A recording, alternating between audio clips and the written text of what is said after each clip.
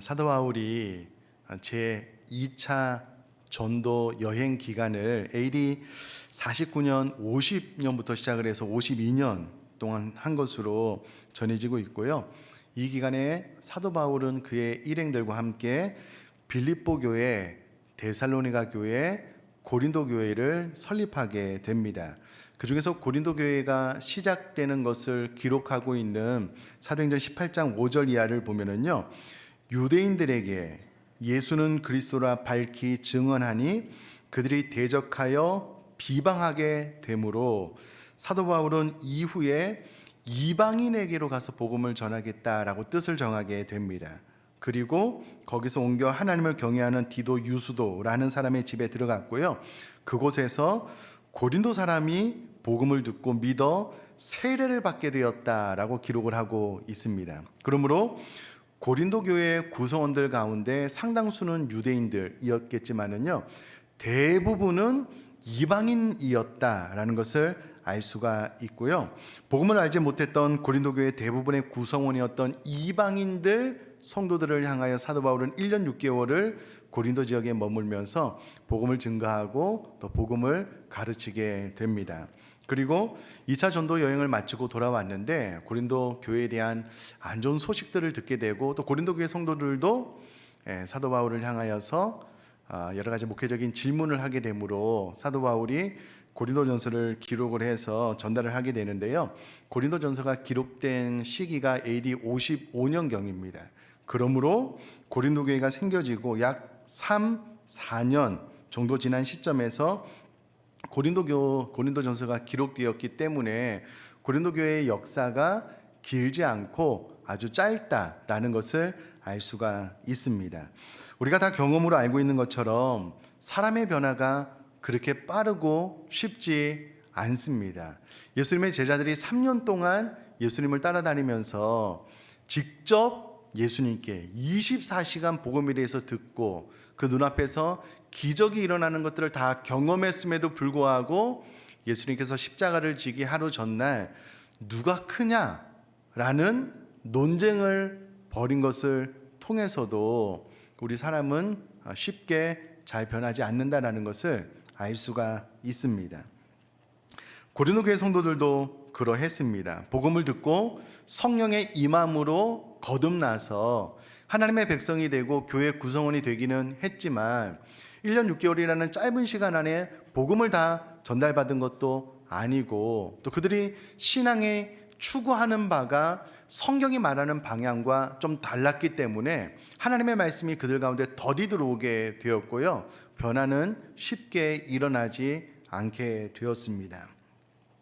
앞서 말씀드린 것처럼 당시 로마나 고린도 시민 가운데 3분의 1 이상은 노예 종의 신분이었다라고 전해지는 것을 통해서도 아마 대부분 오늘날 선교 지역 가운데 복음이 부자들, 높은 지위의 신분들, 그와 같은 분들에게 먼저 전파되는 것이 아니라 보다 더 낮은 신분의 사람들에게 복음이 전파되는 현상을 통해서도 고린도 교회 성도들도 그와 같았을 것이다 라는 것을 생각을 해본다면 아마 상당수 신분이 낮은 분들로 구성이 되었을 것입니다. 반면 그 가운데 부자들도 있었는데요. 이 부자들은 자신의 부유함을 과시하는 현상으로서 성찬 때 늦게 오는 또 연약한 이들을 기다려주지 않고 음식을 다 먹는 문제가 발생을 했는데요. 그래서인지 높은 자나 낮은 자나 하나님께서 주신 은사를 교회 덕을 세우거나 성도들을 위해서 사용하지 않고 본인의 우월성을 드러내는 잘못된 방법으로 은사를 사용하는 우를 고린도 교회 성도들이 범하고 있습니다. 그러면서 안타까운 것은 자신들의 모습을 제대로 보지 못하고 스스로 신령하다라고 생각을 하고 말을 하고 있는 겁니다. 그러면서 교회의 분쟁을 자꾸 일으키면서 자신의 은사의 우월성을 자랑함으로써 교회의 시험거리를 자꾸 만들고 있는 거예요. 이런 교회 성도들을 향하여 사도 바울이 은사에 대해서 뿐만 아니라 성도는 그리스도의 몸이요 지체의 각 부분임을 가르쳐주고 있습니다. 고린도전서 12장 안에 오늘 본문이 있기 때문에 12장 전체의 메시지를 좀 전달하면서 그 흐름으로 오늘 본문의 말씀을 좀 전해드렸으면 좋겠는데요. 고린도전서 12장 1절 말씀을 제가 한번 읽어보겠습니다. 형제들아, 신령한 것에 대하여 나는 너희가 알지 못하기를 원하지 아니하노니.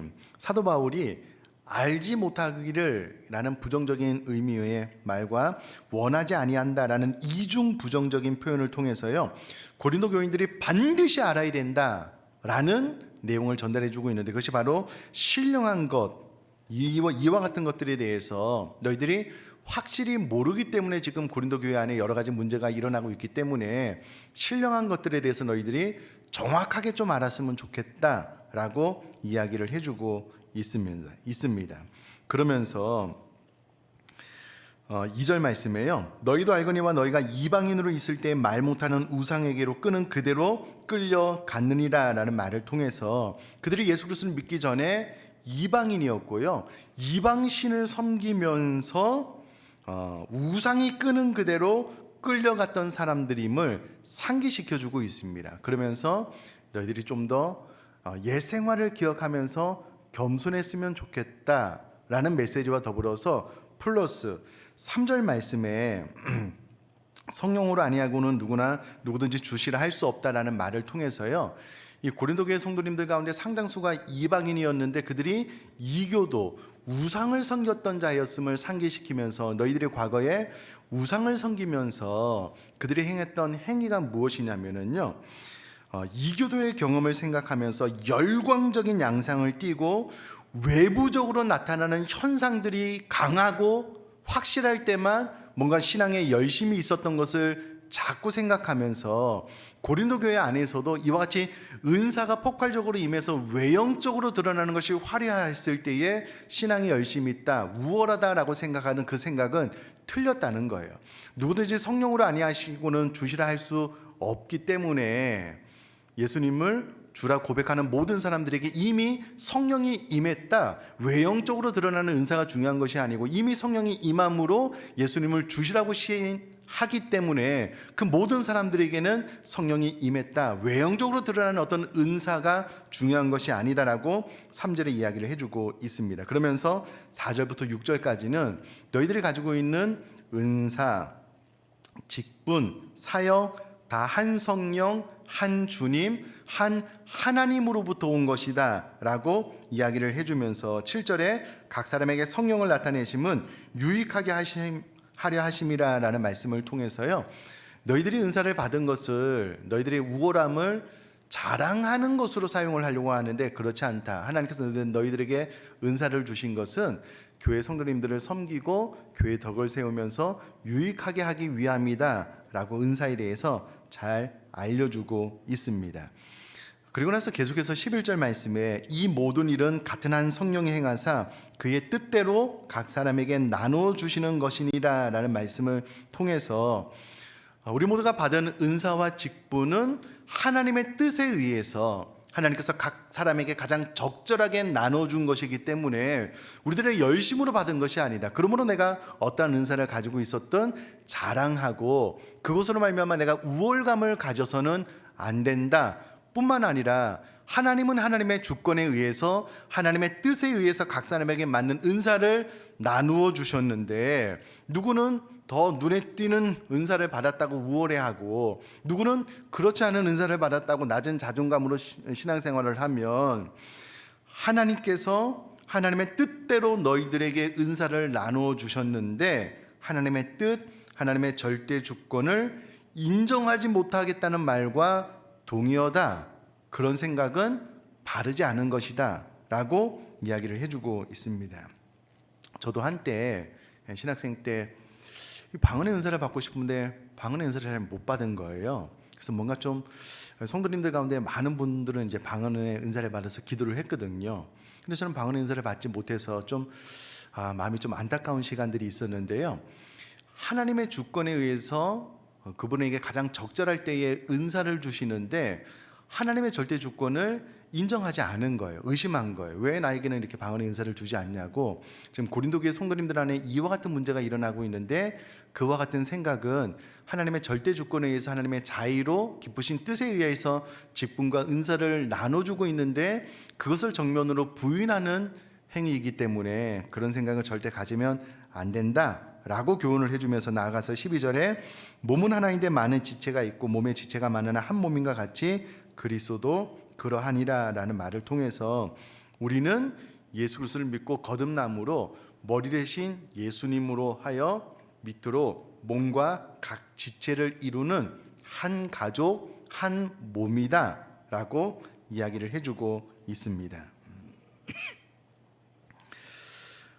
사랑하는 성도님들, 요즘 들어서 온라인으로 예배를 하게 되고 이제 현장으로 나올 수 있는 환경이 많이 열렸음에도 불구하고요, 계속해서 온라인으로만 예배하면서 나는 이렇게 신앙생활을 하겠다라고 생각하시는 분들이나 혹은 무교회주의라고 해서요, 교회가 필요 없다, 나는 예수님을 믿어 구원받았으므로 나 혼자 신앙생활을 행복하게 잘하겠다라는 생각은 너무나도 위험한 생각입니다.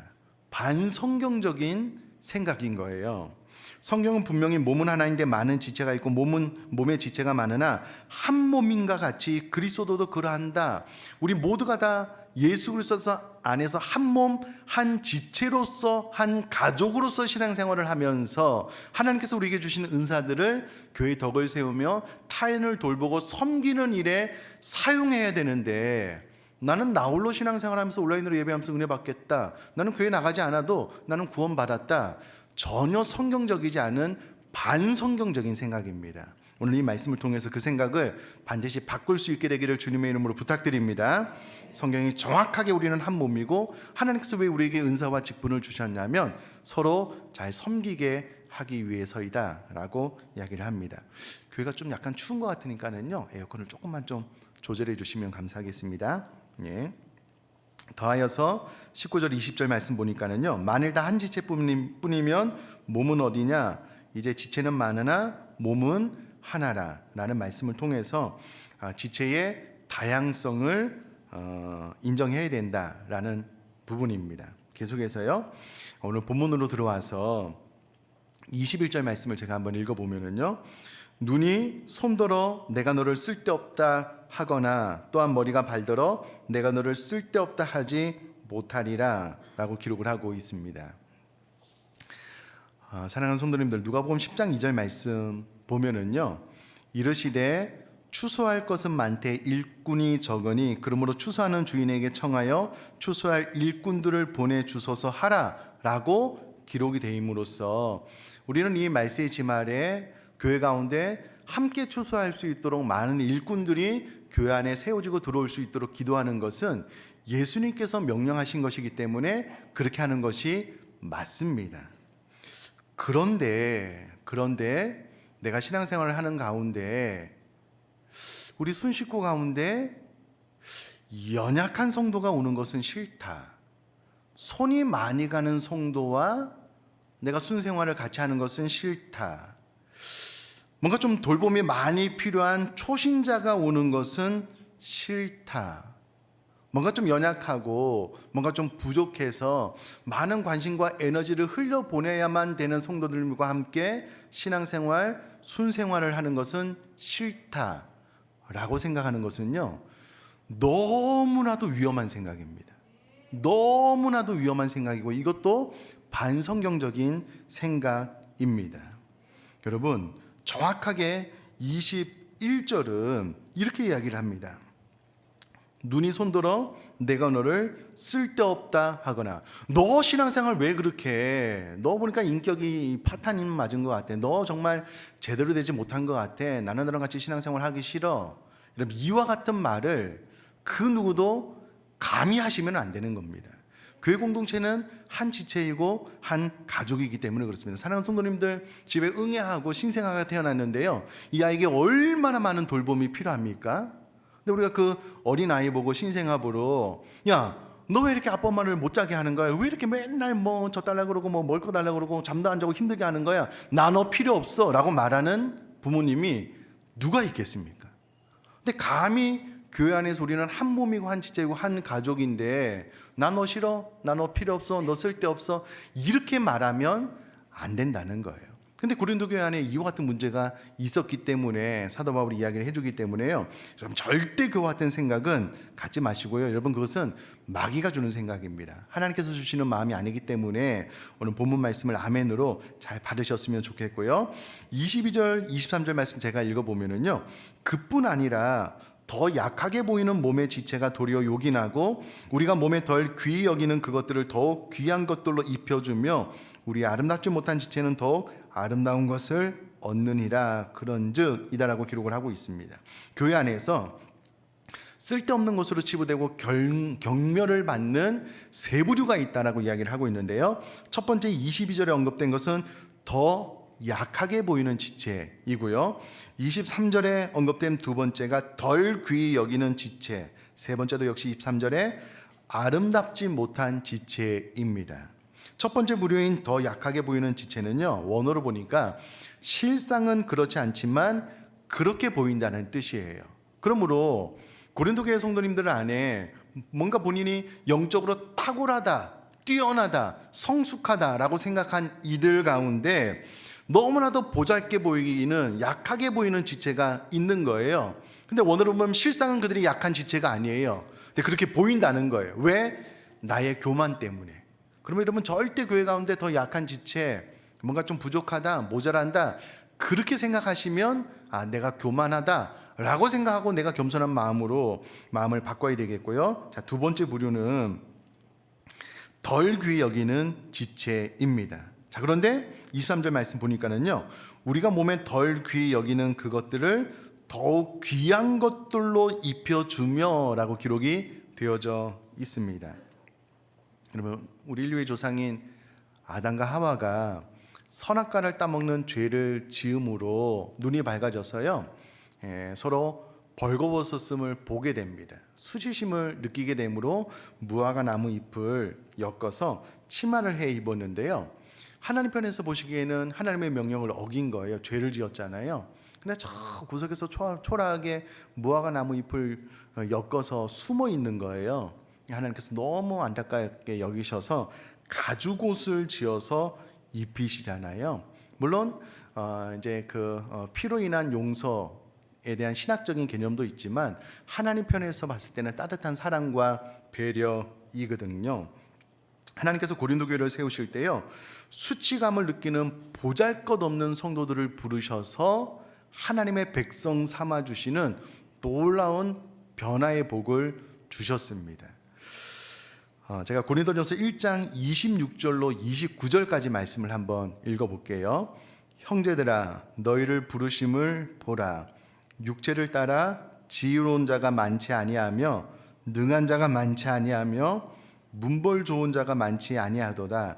그러나 하나님께서 세상에 미련한 것들을 택하사 지혜 있는 자들을 부끄럽게 하려 하시고 세상에 약한 것들을 택하사 강한 것들을 부끄럽게 하려 하시며 하나님께서 세상에 천한 것들과 멸시받는 것들과 없는 것들을 택하사 있는 것들을 폐하려 하시나니 이는 아무 육체도 하나님 앞에서 자랑하지 못하게 하려 하심이라. 아멘. 하나님께서 고린도 교회 성도들이 이방인으로 이교도 우상을 섬길 때에 그들을 불러 구원하여 하나님 백성 삼아 주셨는데요. 그들이 과거에 육체를 따라 지혜로운 자가 많지 않았다는 거예요. 능한 자가 많지 아니했다는 거예요. 문벌 좋은 자가 많지 아니했다는 거예요. 그런데 하나님께서 미련한 자들을 택하셔서 지혜 있는 자들을 부끄럽게 하시려고 너희를 불러 하나님의 백성 삼았다라고 기록을 하고 있습니다. 그런 그들이 교회 안으로 들어와서 자신의 과거 옛 모습은 생각하지 못하고 교만해진 거예요. 교만해진 거예요. 그래서 자꾸 교회 안에 자신의 우월감을 자꾸 나타내고 다른 사람들을 무시하고 멸시하게 되니, 야, 제발 좀 정신 좀 차려라. 너희들의 과거에 지혜로운 자가 누가 있었냐? 능한 자가, 문벌 좋은 자가 많지 않았느냐? 그럼에도 불구하고 하나님께서 값없이 우리를 구원하여 주시는데 그 예수 그리스도의 거룩한 보혈로 우리를 구원하여 우리를 하나님의 백성 삼아 주신 것 아니냐? 그러므로 절대로 교만하지 말고 겸손할 뿐만 아니라 교회 안에 있는 연약한 지체들을 더욱더 귀히 여겨주는 삶을 살아라 라고 교훈을 해주고 있는 겁니다.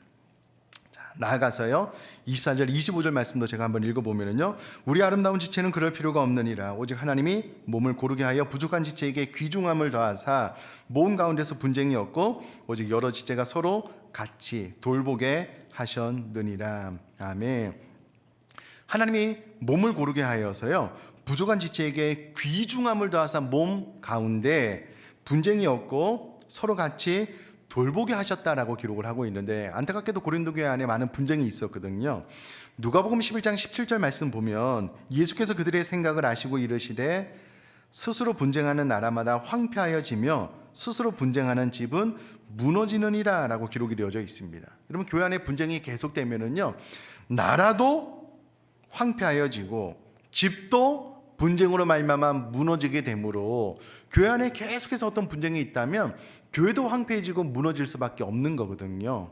우리 교회는 전혀 그런 모습을 찾아보기 어려운데, 행여라도 순이나 행여라도 내 마음 가운데 어떤 분쟁과 하나 되지 못한 부분이 있다면 오늘 이 말씀을 통해서 반드시 회개하고요 화목하게 하는 직분을 잘 이뤄갈 수 있는 저와 여러분 될 수 있기를 간절히 바랍니다. 근데 계속해서 말씀 보니까는 여러 지체가 서로 같이 돌보게 하셨다라고 기록이 되어져 있습니다. 코로나 시대에 자가격리 하시는 성도님들이 많으셨잖아요. 제가 신방하면서 혹은 또 다른 루트를 통해서 그 소식을 들으면 너무 감사한 것은요, 순장님이 우리 순 식구가 이제 코로나 확진이어서 자가격리돼서 나올 수 없잖아요. 그래서 이렇게 반찬이나 먹을 만한 것들을 잘 준비해서 그 집 문고리 앞에 걸어놓고 이제 작은 것 준비했는지 잘 먹으라고, 이런 소식들. 또 순 식구가 또 순장님이 확진이 되니까 순 식구가 또 반찬을 잘 준비해서 그 집 문고리 앞에 걸어놓고 작은 것 준비했다고 드시라고, 이런 소식을 들을 때마다 너무너무 행복하고 감사해요. 이런 것들이 서로 돌아보는 거거든요. 제가 한번 저희 교회에 어떤 분이 많이 아프셔서 좀 뭔가 좀 맛있는 거라도 좀 사드려야 되겠다 전화를 드렸더니요, 다른 분이 그분을 모시고 가서 식사 대접하고 있더라고요. 이제 이런 이야기를 들으면, 야, 우리 성도님들이 참 서로를 잘 돌아보고 계시는구나 라고 생각이 되어서 너무 행복하고 뿌듯해요. 여러분, 오늘 본문 말씀이 그 말씀입니다. 서로 같이 돌보게 하셨느니라. 여러분, 최고의 돌봄은 기도인 줄 믿습니다. 그러므로 교회 소식 들을 때마다 지난 중보기도 때도요 35명 정말 많이 참석하셨어요. 깜짝 놀랐습니다. 많은 분들이 와서요 나 아닌 다른 분들을 위해서 기도로 돌보고 섬기는 겁니다. 여러분, 이와 같이 교회 안에서 서로를 잘 돌보는 신앙생활을 해나갈 수 있게 되기를 주님의 이름으로 부탁드립니다. 자, 계속해서 26절 말씀 제가 읽어보면은요, 만일 한 지체가 고통을 받으면 모든 지체가 함께 고통을 받고 한 지체가 영광을 얻으면 모든 지체가 함께 즐거워하느니라. 아멘. 저는 이 말씀을 정말 마음속 깊이 경험하고 느꼈던 때가 있었는데요, 제가 오래전에 섬겼던 교회에서 사역을 하는데 결혼을 하고 6년 동안 아이가 안 생기는 거예요. 그래서 교회 성도님들이 또 집사님 권사님들이 기도를 많이 해주셨어요. 그러다가 하나님의 은혜로 우리 현빈이를 갖게 된 거예요. 그래서 이제 임신했으니까 기도해 주셔서 감사하다고 이제 임신 소식을 제가 이제 전할 것 아니겠어요? 이 소식을 들은 성도님들이 권사님들이 오셔가지고요 제 아내랑 제 손을 붙잡고 너무 축하한다고 하시면서 우시는 거예요. 너무 기쁘셔서. 축하를 받는 저는 너무 당황하고, 축하를 해주시는 권사님들은 너무 막 감동에 겨워가지고요 눈물로 이렇게 축하한다고 해주시는데, 그때 그 장면을 잊을 수가 없어요. 혹은 여러분, 우리 교회에서 이제 장례가 나면은요 또 개인적으로 너무 감사한 것은, 코로나 시대이고 너무 먼 곳은 참여가 어렵지만 교회 가까운 곳에서 장례가 나면은요 우리 성도님들이 자기 순도 아닌데 많이 참석하셔요. 또 감동이 되는 거는요, 위로 예배를 드리고 있으면 당사자도 아닌데 성도님 가운데 찬양하면서요 막 눈물을 훔치고 울어요. 너무 안타깝다고 그렇게 위로하는 거잖아요. 이 말씀이 그 말씀입니다. 성도의 아픔이 나의 아픔이 되고 성도의 기쁨과 영광이 나의 기쁨과 영광이 되는 거예요. 저는 대신방을 하면 참 좋습니다. 성도님들의 소식을 듣고 같이 아파하고 같이 기뻐할 수 있는 그 시간들이 너무 행복하고 감사해요. 근데 이제 집에 들어가면 좀 힘들 때가 있어요. 그 힘든 거는 부정적인 의미에서 힘듦이 아니고요. 신방을 하면서 우리 성도님들의 어려움에 대해서 쭉 들으면 그 마음이 하여튼 원하든 원하지 않든 제 마음속으로 들어와요. 그러면 집으로 들어가면 그 아픔이 제 안에 머물고 있어요. 한동안은 그냥 가만히 이렇게 기도해요, 마음으로. 그럼 우리 아내가 뭐 힘든 일이 있었냐고. 아니, 신방은 너무 좋았다고. 그러나 그 아픔이, 그 힘듦이 또 제 안에 들어오고, 또 반면 신방을 하다 보면 너무 기쁜 소식이 있거든요. 그럼 또 그 기쁨이 저의 기쁨이 되는 거예요. 이게 왜 그러냐면 우리가 주 안에서 한 가족이기 때문에 그렇습니다. 우리 순장들 이야기들을 보면은요, 순식구 안에 순식구들이 함께 열심히 기도했던 것들이 응답이 되면은 순식구들이 막 너무 행복하고 박수 쳐주고 격려하거든요. 한 가족이기 때문에 그렇습니다. 근데 생각을 해보면 나는 그냥 온라인으로 예배하겠다, 그냥 나는 나 혼자만 신앙생활하겠다라고 하시는 분들은 성도의 지체의 아픔이 절대 나의 아픔이, 성도의 지체의 기쁨과 행복이 절대 나의 기쁨과 행복이 되지 못합니다. 나 혼자만 기뻐하고 나 혼자만 슬퍼하는 거예요. 그러나 교회 공동체의 아픔이 다 나의 아픔이 되면 물론 좀 힘들 때도 있지만, 그러나 교회 공동체의 기쁨이 나의 기쁨이 되고 교회 공동체의 행복과 기도응답이 나의 행복과 기도응답이 되면 여러분 우리는 몇십 배 더 행복한 신앙생활을 하게 될 줄 믿습니다. 12장 26절은 그 원리에 대해서 우리에게 이야기를 해주고 있는 것입니다. 자, 그러면서 마지막 27절은 이렇게 이야기를 합니다. 너희는 그리스도의 몸이요 지체의 각 부분이라. 그러면 이제 고린도 교회 성도들은 자신이 그리스도의 몸이요 지체의 각 부분임을 깨닫고 기억하고 가장 먼저 분쟁을 멈춰야 했을 것이고요. 서로 은사로 인해 우월감에 빠지거나 서로 비교하면서 누군가를 무시하고 나너 필요 없어 그런 말을 멈추고, 그가 연약해도 부족해도 한 지체라는 것을 인정해주며 서로 돌아보며 같이 아파하고 같이 즐거워하고 같이 영광을 누리는 삶을 살아야 되었을 것입니다.